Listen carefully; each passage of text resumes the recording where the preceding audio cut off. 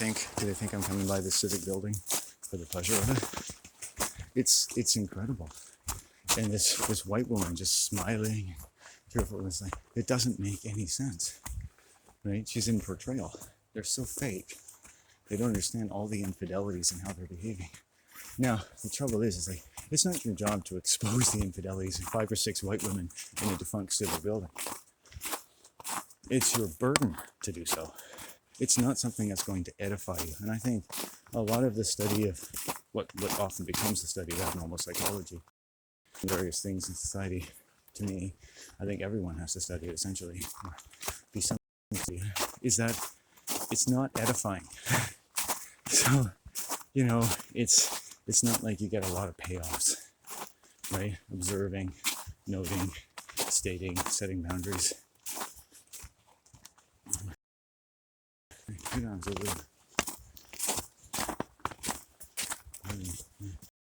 I told her that one of her employees had gotten a little short tempered with me.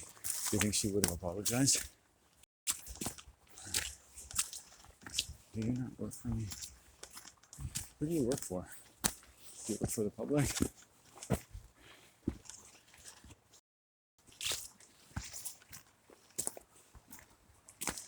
So they had the time right. But the last time I was there, she told me she couldn't do it. So she's basically flat out lying. It's gray area.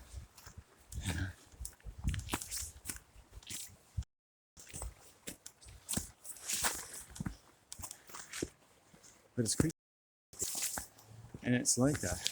No one person is completely responsible. It's just these people taking public money can't find a way to ache me, and in a month's time find a way to give me the right time on the civic building, or give me an explanation why they can't. So that by the time they do, it's almost not even worth the payoff, right? Because they don't do it. They never manage that one task. They basically fail. So in so much as that civic building was operating for however many years, I was one of the last people to really interact with them, not completely. And I would give them a failing grade. It's a good thing it closed down. They're obviously not interested in helping people at all. It's a simple thing, it's the time, but it tells you their attitude.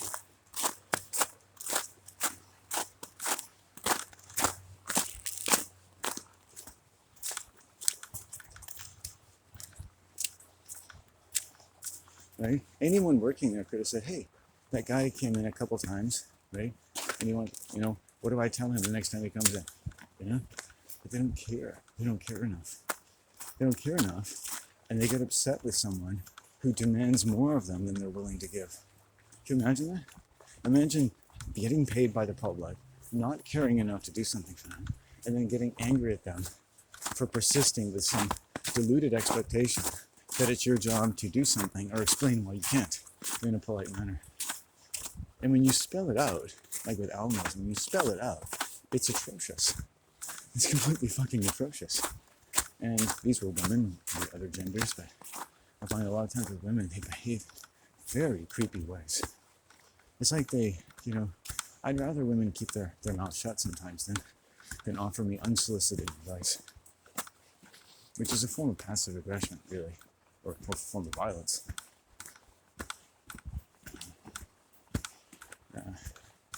Let's see. That's all we want to do. I think we have much business to discuss. Yeah. I'm not overreacting.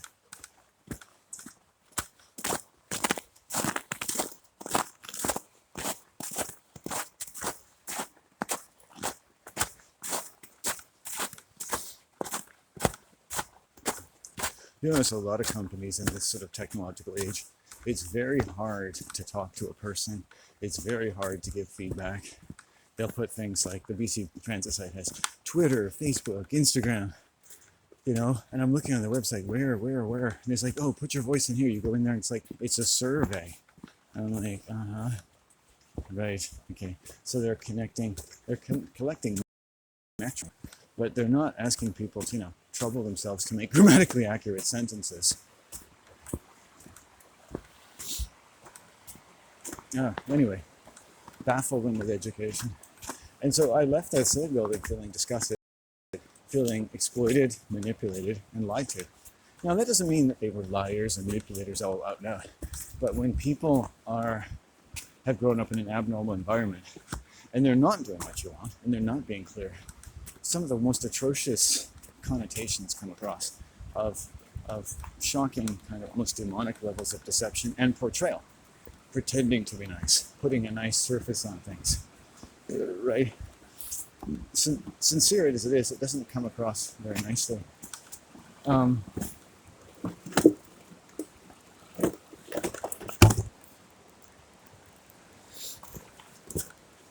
Yeah. Okay, so here's a quarry, so to speak. Not really a quarry, but I call it a quarry. We'll keep going though. I don't want to sit here and get a chill.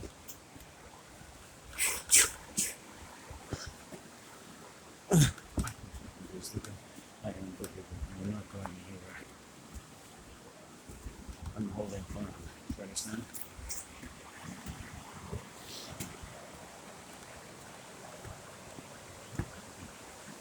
Are you expecting me to respond to that in some way? Is that a question? Is that a request? Is that polite? Okay. Yeah, I'm just to pray. I don't have to do anything about it.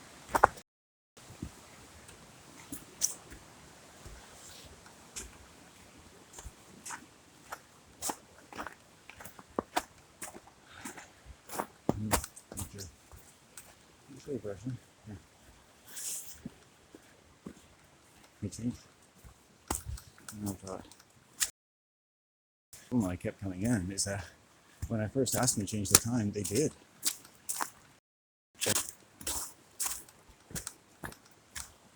Okay? So look what it took, for me to get some kind of clarity. Well, the time. And every time I came there was a different female drinking her Slurpee, her cappuccino, or whatever, her iced latte, or whatever it was. And they have nothing to do all day. It's a sweet job for them. And they start to get angry if someone asks for anything extra.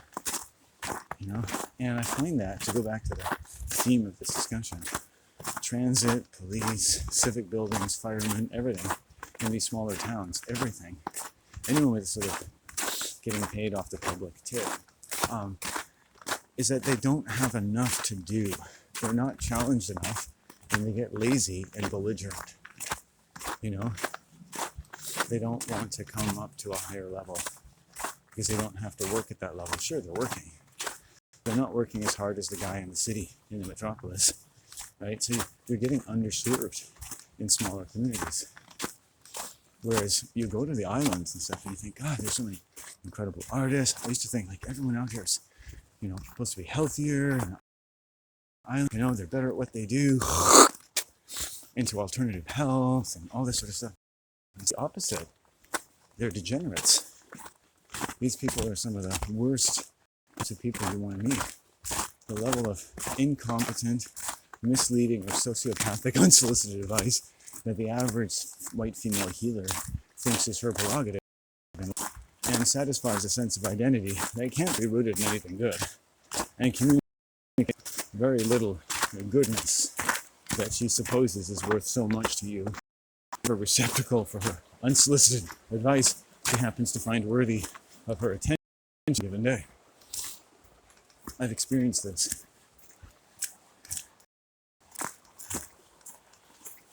I don't need your advice. I think I'm standing in the right place. You guys are deluded. I have no fear of horses whatsoever. I love horses. I can have respect for you. There were people that take trail horses down here, and I moved to the side of the trail to be respectful to them, right? Let the horses go. I'm in no rush. And the white woman on one horse couldn't stop talking and saying that, oh, you don't need to move over. I was afraid of the horse. I wasn't. Just kept uttering unsolicited advice. She never said thank you. You're welcome, by the way. Okay. Like, she was just in a totally excited state, and she's with a male. If you're a male and you're with a woman like this, it's deadly. She was in an excited state, right? And you just let them go. They're in an aggressive state of mind, right? Oh, you don't have to do that. She's yelling things at me. You don't have to do that. She doesn't even come near me. It's like, look at this forest. You can stand anywhere you want. But I somehow provoked her. The thing is, I don't usually stand that far to one side when horses go, but it just so happened, these circumstances will happen. This constellation of seemingly provocative parameters will take place around people like me, but also around very hostile white women. And I'll just see how they can be easily drawn in to an aggressive conflict of interest, bad judgment, poor assumptions, all kinds of things. They can barely, lack of restraint. Okay? And this is just in the 2 minutes passing by a strange man. Can you imagine what she's like to spend time with every day?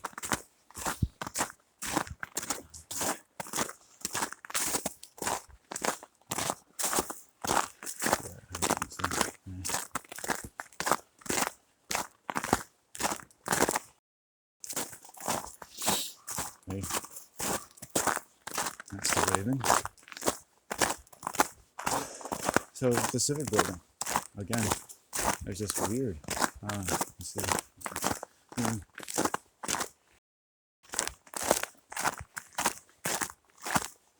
And when I came in after they changed the time, there was a time change. She said, "Oh yeah, the time change." You know, she didn't really. You know, it's like, oh, it's only the time. You know, I think they're so willy-nilly about their time when they're starting their day, when it's time to go to work. Their fucking pubic hair wax off. Do you think they're so at the time? Look at this.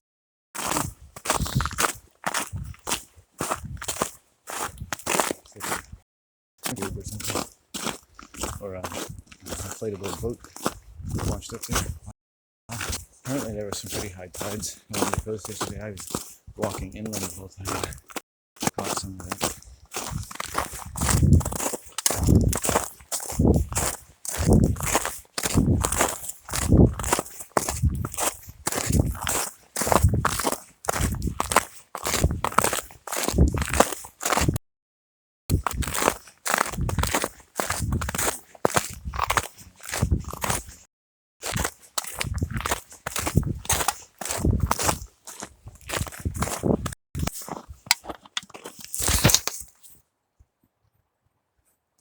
And you interact with these females. I went to a dental hygienist. She said, I said, I prefer not to have fluoride. And she said, why not? And I said, I don't really wish to discuss it, right? Because you don't have to defend yourself. Yeah.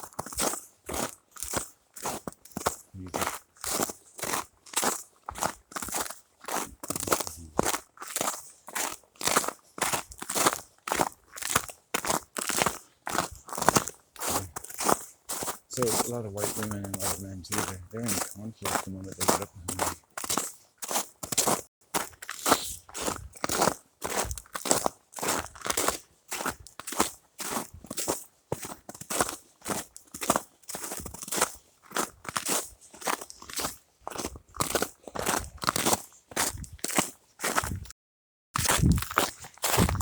And the woman had her delusion, and the man she was with, he kind of got off. Said, oh, no, you don't want to get trampled by horses. I wasn't worried about getting trampled by horses. A couple nags from the local horse farm, whatever, I'll be fine. So weirdest thing, the number of relations and rude behavior in the 30 seconds to over a minute and a half of this one woman going by on a horse. And I've met dozens of people on horses in here. Nothing of the like.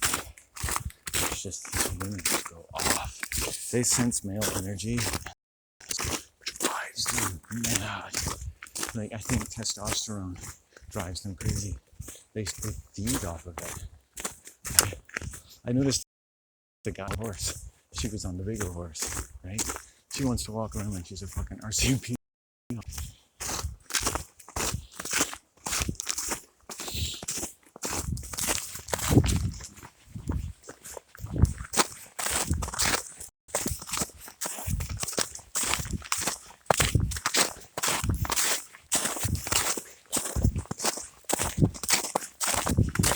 horses didn't mind. Like, the horses weren't, the horses are fun. They think they can talk to animals. Here's another thing about them. So the thing about my experiences of these things, like the civic building, you would say, why did you keep coming up there? If you thought, I have the time, and I like to see these things. And they do give me a lot of positive reflection.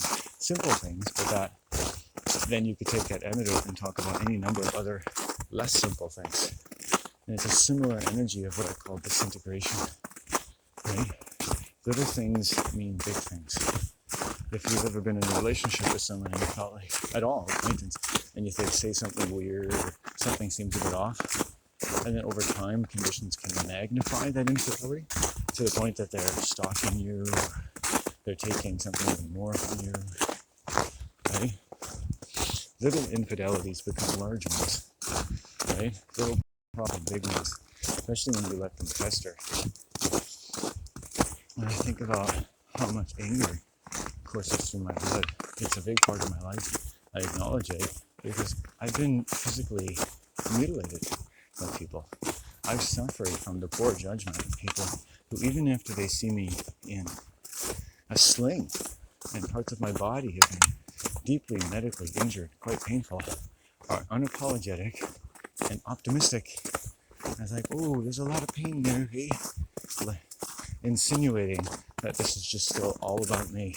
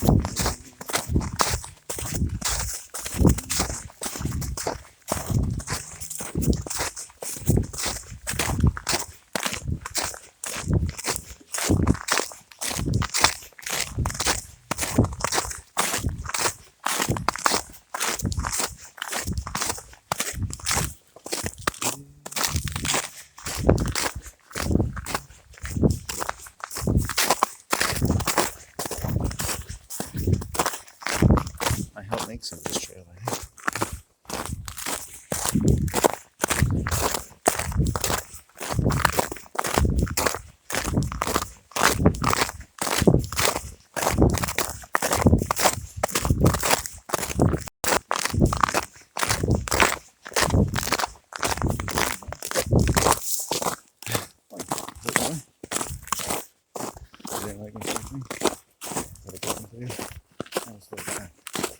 Silly man with my that's all. Not personal. I had one female bus driver take it personal because I stretched before I got on the bus. She actually took it personally. That's how weird they are. Right? She closed the door. And it's like very low, bad eye contact. I never met them before. Just immediately decided they didn't like me. Just creepy human beings.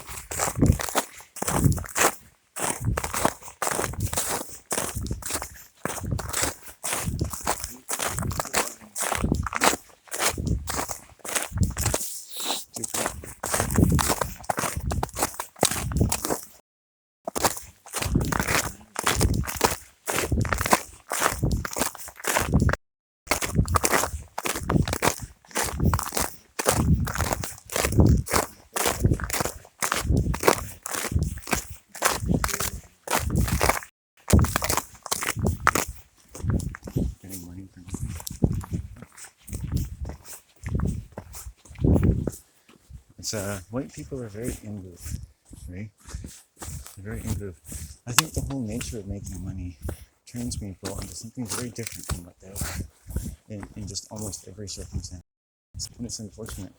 And you might think, well, I don't like that, or I don't want to believe that, or I don't see any evidence of that. But that's kind of the nature of the beast. You don't want it. The worst things are the things that people want to think about the least around them. They want to solve real problems. They want to solve, you know, they want to solve a burning house and make sure the firemen get their festival.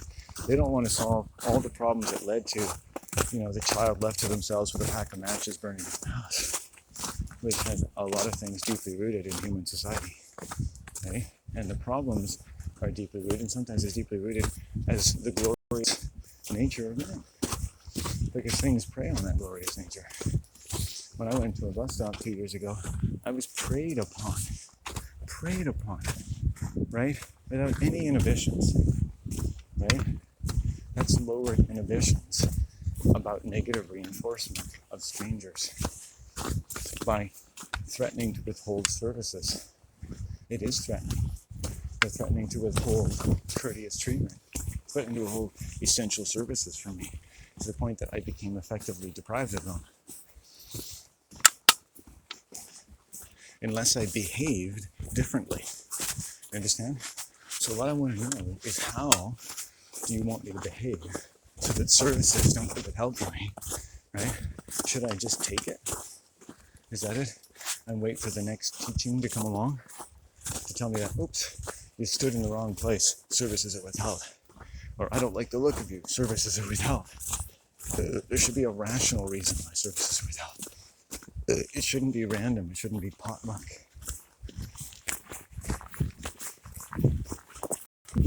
But I'll never hear anything from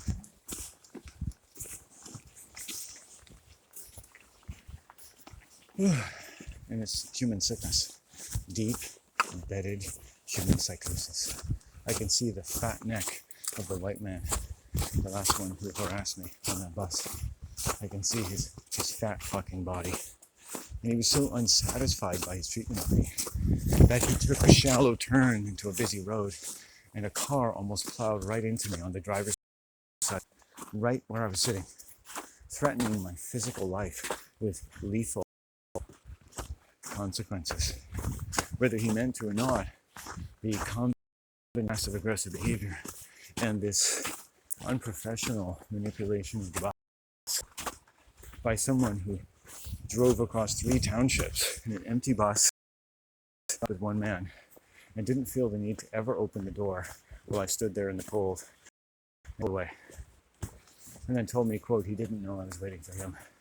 After 2 weeks ago, even worse, that I was told that just waiting there quietly in the cold, just a few feet away from a bus driver, wasn't enough to apply for their services without getting yelled at or denied services.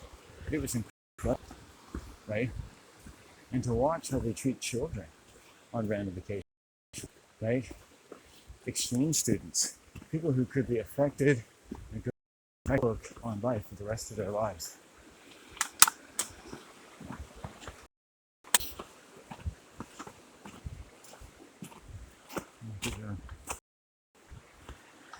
The interesting thing about the bus driver watching the native woman try to put her by the first time is when she eventually did get it, not to go out there and help her, by the way, depriving her of all courtesy while the bus driver waited ruefully, is he never said good job when she came in, never gave any positive reinforcement.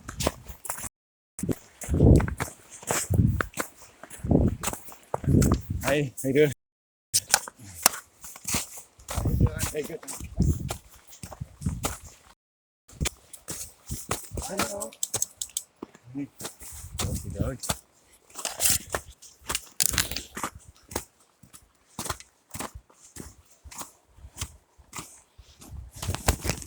Hey. Hi. Hey. Okay. I don't want to be touched. I got you.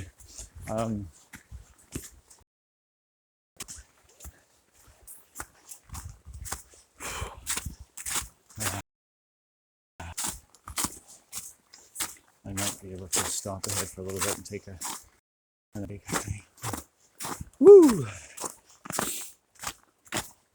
Here, be a nice little branch to lay on that spot. Oh, sweet smelling. Sweet smelling.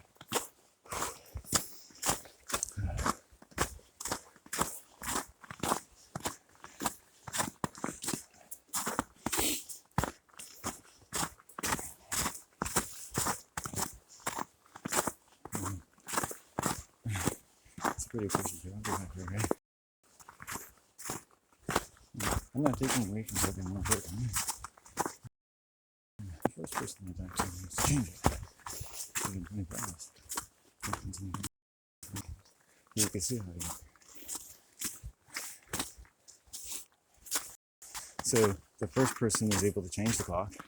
So I came back over several weeks expecting that in short order again. I was confused that it wasn't. And a lot of the public people get away with this, essentially. They let people just, misuse public money and your time because they're sucky. They suck energy out of people.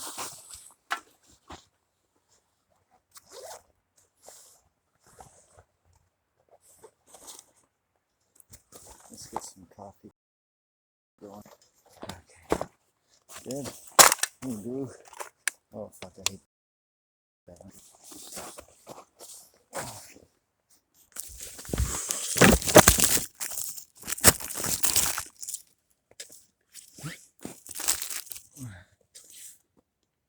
No, I guess it's better the other way.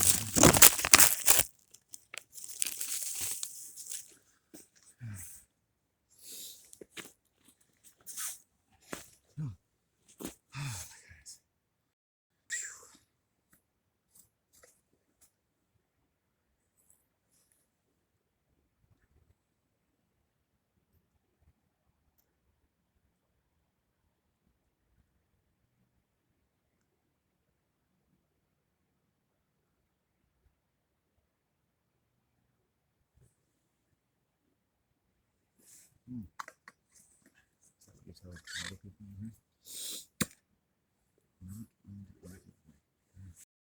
Food. And so, abnormal psychology, cult psychology, cultural anthropology, medicine, magic, exercise, anger, family, protection, loyalty, safety, health, soundness, spirit, and as it intrudes itself into the most lovely existence which we should like to desire by nature.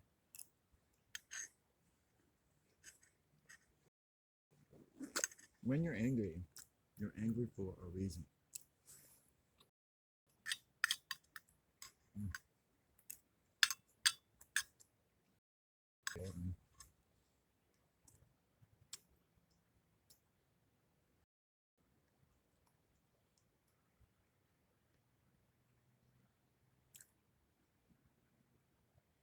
It's strange how often rude people read things that aren't true.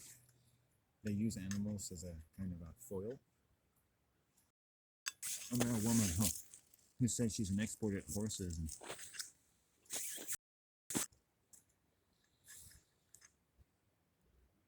and I was taught last time I ever saw her, she was basically sexually harassing me. And I got the feeling all of a sudden she's talking about how much she knows about me. It doesn't really connect to her horses at all.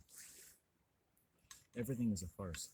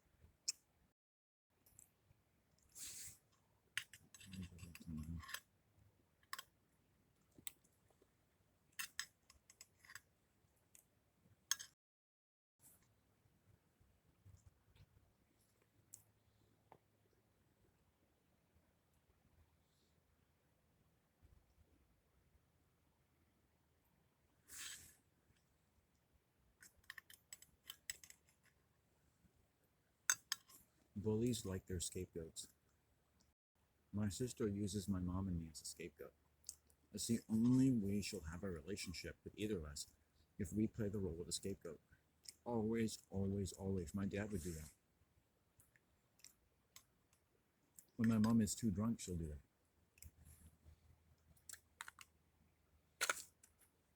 Cults and bullies love their scapegoats. You might live with someone, you might know someone, but if they're like that, they will suck you dry. They will suck you dry and tell you they've got the most positive thing going in the world.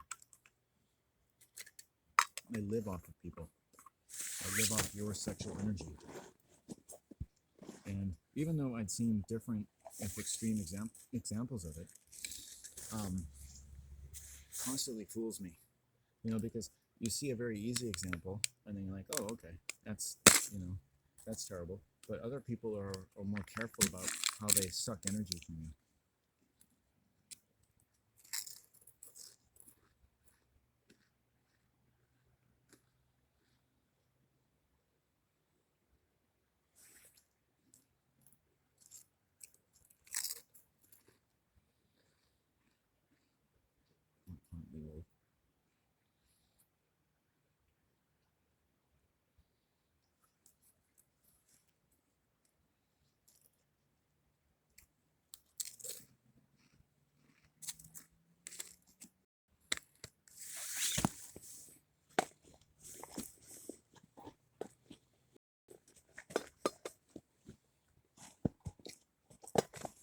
Oh.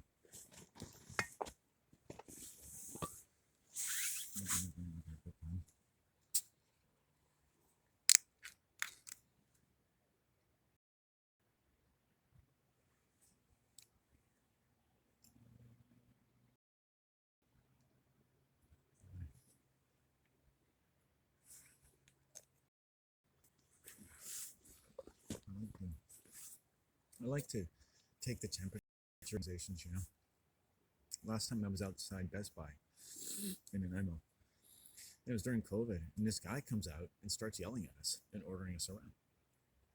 There's like 4 or 5 of us there. Line up over here, back up, and I'm like, hello, how are you doing? It's how you talk to customers. Hi, how you doing today? Please, sure. And then sometimes you can say, oh, because that